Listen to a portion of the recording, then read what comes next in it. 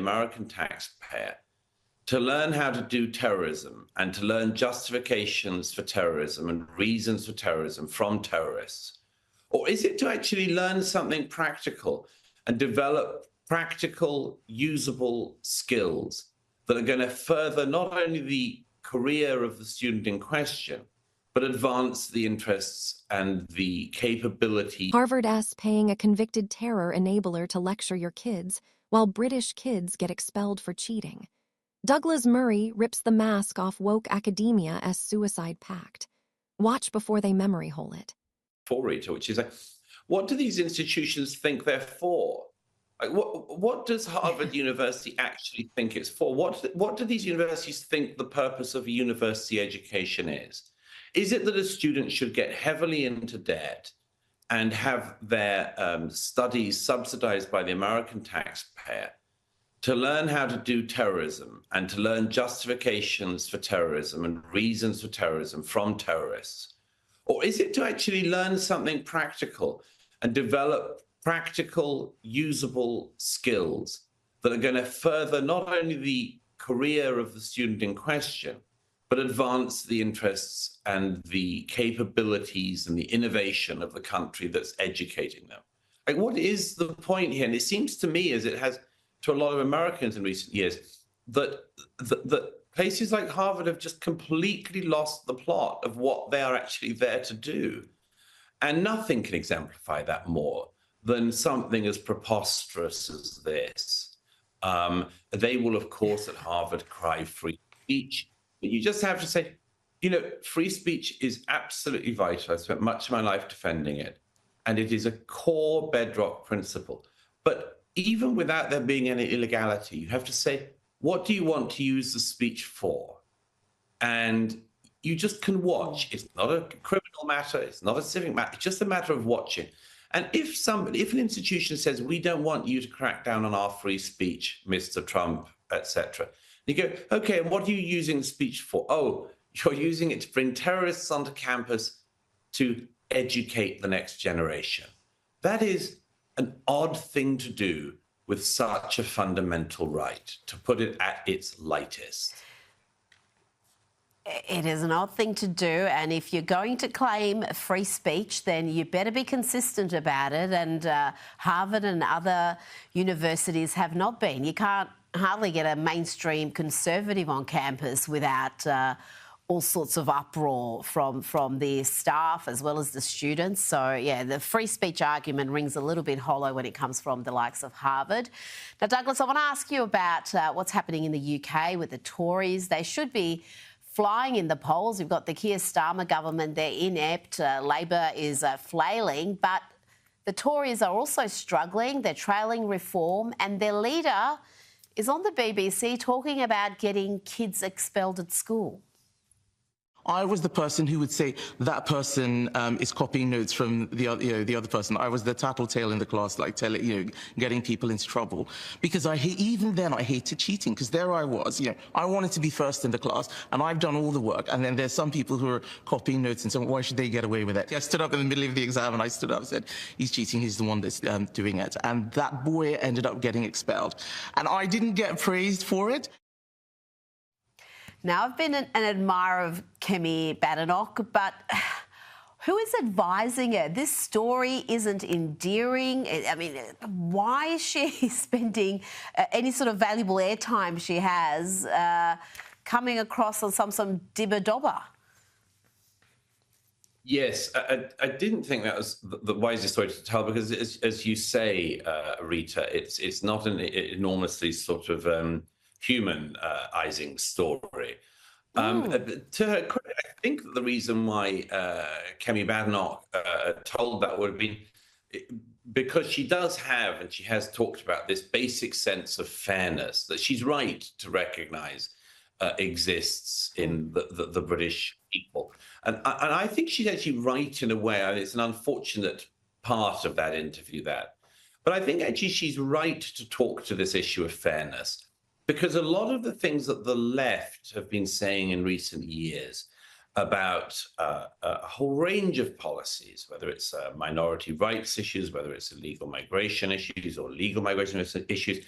They talk about it in terms of rights. It's always got to be about, we have to do this because our obligations are under various rights laws, or we can't take this person out of the country who's abused our country because of his rights, always his rights usually.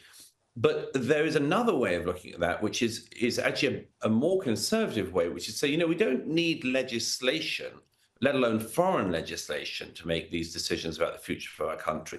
What the British people seek, I think, like the Australian people and the people of America, they seek fairness in the system. They want the system to be fair. For instance, that people who have paid into the system are given priority over people who have never paid in when it comes to taking out from the system. So, yes, I agree with you, Rita. It's not the most endearing story. I don't know who did advise her to tell it, if anyone indeed did.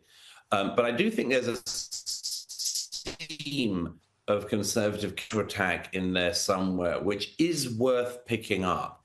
Because if you look at whether it's street protests against illegal migration or a growing sense that, the number of people are not sharing the tax burden, it does come down to that thing of fairness and cheating, the people who do cheat and cheat the system. So I have watched this clip 3 times now, and each time my blood pressure rises a little higher.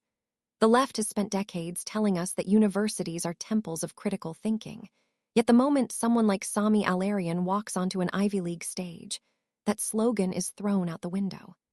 Let me be blunt, Harvard is not merely losing the plot, it is deliberately rewriting the script so that apologism for suicide bombers becomes just another academic specialism.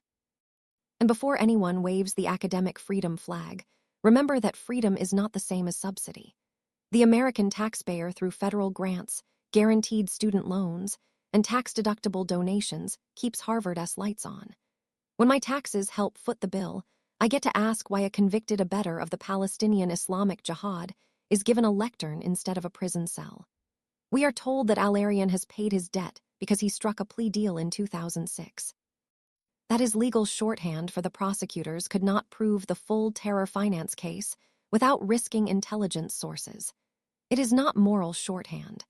The plea agreement explicitly stated that he knowingly provided services to a group that had engaged in a pattern of racketeering activity involving acts of murder.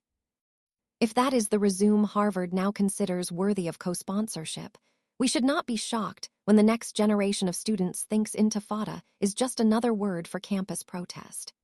Meanwhile, the same university that rolls out the red carpet for Al-Arian maintains a Byzantine speech code that puts trigger warnings on Chaucer. Try inviting a pro-Israeli speaker who merely defends the Jewish state's right to exist, and watch how fast the heckler's veto arrives, complete with masked protesters banging on windows. I have seen it with my own eyes at Berkeley, at Columbia, and yes, at Harvard. The double standard is so brazen that even the New York Times, not exactly a bastion of Likud sympathy, ran a front-page story last year documenting how Jewish students feel forced to hide their kippahs. So spare me the lecture about free exchange of ideas. Let us talk about the money trail, because the moral rot is fertilized by rivers of cash. Harvard's endowment sits north of $50 billion more than the GDP of Iceland.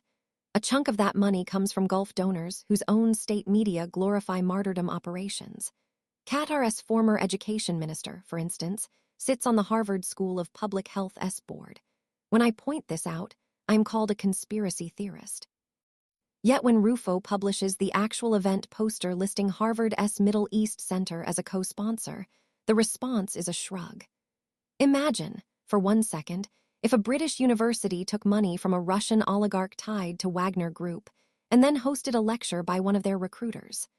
Westminster would cut that university's public funding overnight, and rightly so. Across the Atlantic, the UK Conservative Party should be exploiting this scandal to show what real cultural leadership looks like.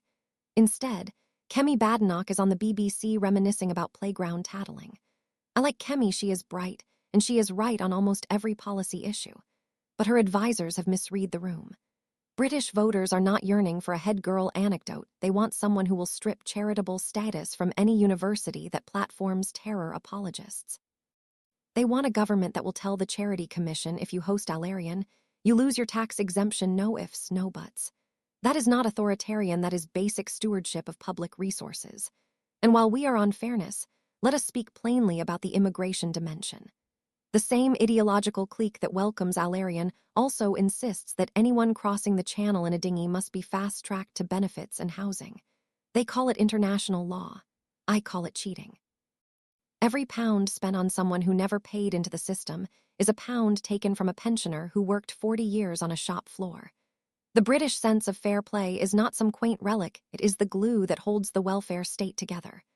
Once people believe the system is being gamed, consent collapses. That is why Reform UK is surging in the polls, and it is why the Tories will keep bleeding votes until they rediscover their spinal column. Back in the United States, the Trump administration has already moved to claw back federal grants from universities that breach Title VI by tolerating anti-Semitic environments. Good. The next step should be to condition every research dollar on a simple pledge: no platform for individuals convicted of aiding terror. Break the pledge, lose the money. Call it the Alarian rule if you like. The left will scream McCarthyism, but I remember when McCarthyism meant baseless accusations, not enforcing existing statutes against material support for terrorism. I am tired of being told that my concern for Jewish students is Islamophobic. Palestinian Islamic Jihad does not represent Muslims any more than the Ku Klux Klan represents Christians. Real Muslim reformers, people like Zuhdi Jasser and Eid Hussein, are shouted down by the same activists who claim to speak for the Muslim community. The left's coalition politics is built on a slander that all Muslims are natural sympathizers of theocracy. It is the soft bigotry of low expectations dressed up as anti-racism. So here is my line in the sand. Any university, British or American, that chooses to platform a convicted enabler of suicide bombers has forfeited the right to call itself a seat of learning. It has become a madrasa with marble columns. The taxpayers who fund these institutions deserve better. The Jewish students who walk to class wondering if today is the day they will be spat on deserve better. And the countless decent, law-abiding Muslims who want nothing to do with medieval death cults deserve better. The fight is not merely about one extremist with a Harvard invitation. It is about whether the West still believes in its own survival. If we cannot draw the line at convicted terrorist enablers, then we have no lines left. And if we have no lines left, we have already lost.